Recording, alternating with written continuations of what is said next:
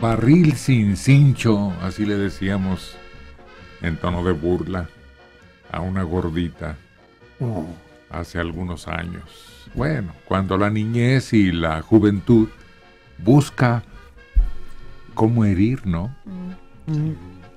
Que parece ser su especialidad. Es la crueldad de la niñez, que no tiene sentimientos todavía muy marcados. Me acuerdo cuando las cervecerías llevaban realmente barriles de madera. Ahora son como de aluminio, pero eran de madera, con su bombita y todo para... También barril de madera se utilizaba para el tepache. Con la tapa le ponían bisagras a la mitad de la tapa y nada más se abría una parte y por ahí sacaban el tepache. No, barril, el de pulque. No, pues pero esas eran palabras mayores. Fíjate que ahí por la calzada de Cuautepec, de Ticomán a Cuautepec, inauguraron como en 62 la nueva aduana del pulque. Probablemente antes estuviera ahí en el centro, ¿no? Donde estuvo tradicionalmente junto a Tlatelolco. Pero ahí era todo ultramoderno, de aluminio, lo inauguró el presidente y toda la cosa. Pero ya desapareció también. No sé si ustedes presenciaron un fenómeno curioso de quienes trasladaban pulque de donde se producía, ¿no? Para llevárselo a su casa y lo ponían en un garrafón con un tapón que generalmente era de olote. Y luego de repente ¡pum! Sí, por eso los barriles de pulque con un mazo los tapaban, porque al fermentar el pulque ocasionan gases, ¿no? Sí. Pero fíjate que el barril, si está bien diseñado, aguanta muchísimo la presión interna. La externa no, uno puede pararse al barril y se desfonda, pero todo estaba para que la presión por dentro encontrara resistencia. Las duelas o las dovelas, ¿cómo se llaman? Las tablas, todas embonaban unas con otras, y los cinchos eran 3, lo mantenían bien ajustado. Bueno, yo no sé si ustedes han visitado una productora de vino en gran escala, porque yo sí he ido, y resulta que vi muchas partes de barril desarmados. Les dije, bueno, ¿y esto qué? Dice, los traemos de España o de Francia. Y ahí, en Francia o en España, los barriles hechos, a propósito, almacenaban el vino y lo mantenían añejando. Dicen que en el caso de los vinos es hasta importante de qué tipo de madera es la barrica, porque cambia el sabor del alcohol. No, espérate, pero todavía no acabo. Resulta que se compraban esos barriles desarmados, se armaban en México, y como estaban penetrados por el aroma del contenido original, le daban un buque al... Sí es. Sí, guarniz que aquí fabricaban. Así es, los de whisky, todos usan de otros barriles para darle un saborcito adicional al licor. ¿Sí se lo dan? Sí se lo dan. Bueno, era un negocio redondo porque era un toque que le daban a su producción. Y digamos Bacardí aquí, ¿no? Que era cubano. Y todavía en los 70s había un taller de tonelería de barriles ahí en Misterios, casi llegando a Peralvillo. Pero era el de mayor demanda, el extranjero, porque venía empapado, venía con ese buque, con ese contenido que chupaba la madera y que lo transmitía al producto que se envasaba aquí en México. En las fábricas de tequila que hay en Tequila, Jalisco, los tequilas que son así muy exclusivos y que selección especial y todo eso, los añejan en barriles de vino. Y ahí puedes visitar donde tienen los tequilas de fecha, que son conmemorativos. Ahí puedes visitar todas las barricas. ¿Y han conocido los bancos y las mesas de barril? Ah, sí. Que es algo folclórico, ¿no? Había un lugar en Insurgente Sur, creo que ya no existe, se llamaba Clúster y tenía esa característica. Ya muy, muy en San Ángel, muy hacia el sur.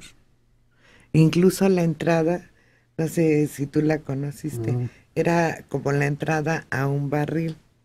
Creo que sí. Ubaldo García Padilla de la Cuauhtémoc, 72 años.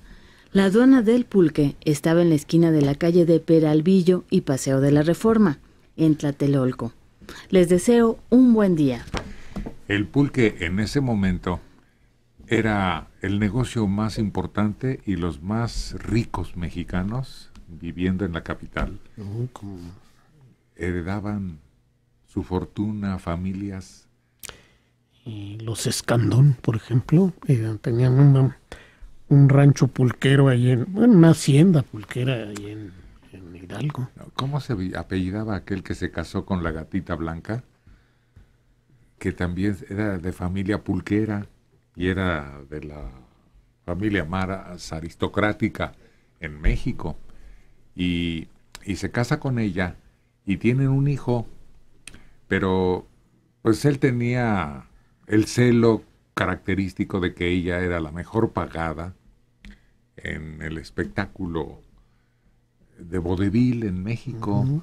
No ganaban más los cantantes de ópera o los actores, sino esa mujer que tenía un encanto y una magia y que tenía seguidores que pagaban cualquier cosa por verla y presentaba hasta 4 o 5 espectáculos en sus presentaciones en el teatro, y lo mismo vinieron villistas que zapatistas o el mismo Pancho Villa. Cuentan que mientras ella cantaba se bajaba del escenario y les cortaba parte del atuendo, la corbata o un botón a los que estaban ahí disfrutando de su presentación, y a Pancho Villa le cortó un botón de su vestimenta y luego tuvo que esconderse, seguramente pensando que...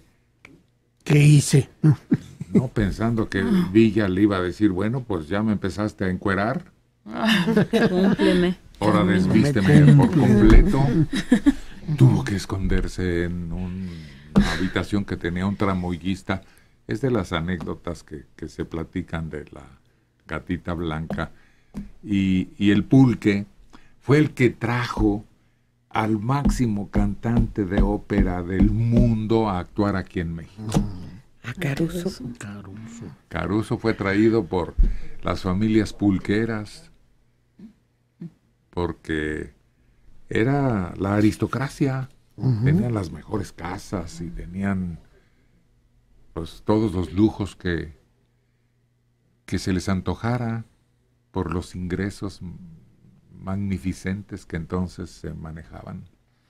Sí, unas haciendas maravillosas. Todavía hay algunas. La más famosa que yo conozco es la de Tecajete, que está casi llegando a la frontera con Tlaxcala.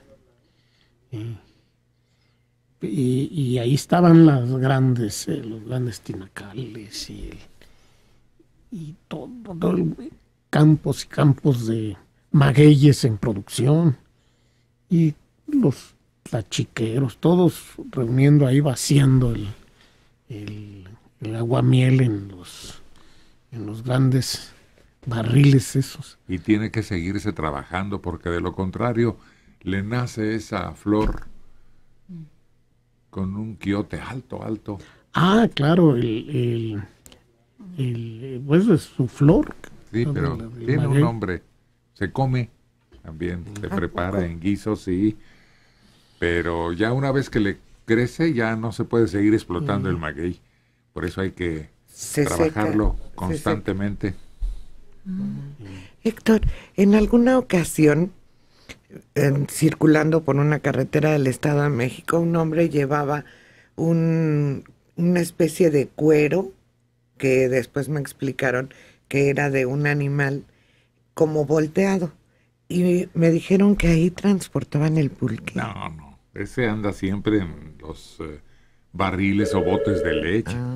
El cuero ya está en el tinacán, pero es un cuero completo, amarrado perfectamente, y ahí se va vertiendo el aguamiel para que poco a poco entre en ese proceso para convertirse en pulque.